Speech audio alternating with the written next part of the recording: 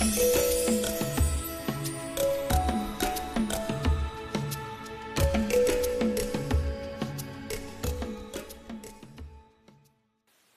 my name is Benard. I work for Innov8 Africa as an agriculture specialist. And here today we want to make a vertical cake. And these are the materials that we are going to use.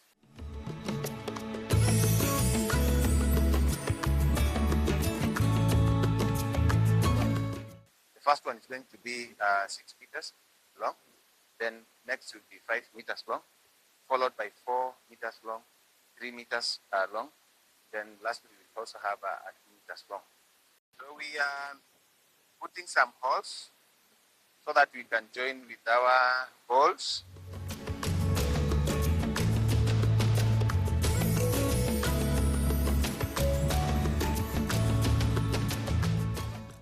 And we also have the topsoil here with us.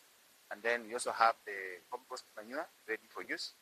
We'll be mixing at a ratio of 2 to 1, 2 of the manure and then one for the topsoil.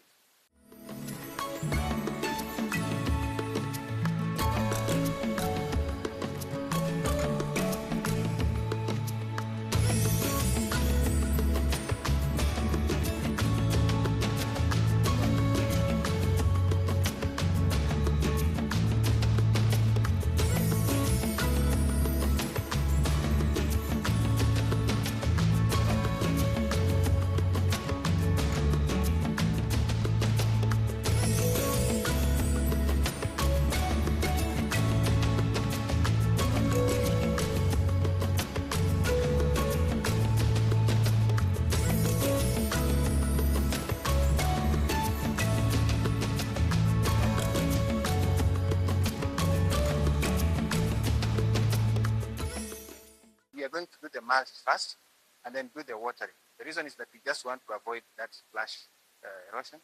So we are going to get the grasses, mulch it first, ensure that we do the watering first before we start doing the planting of our seedlings.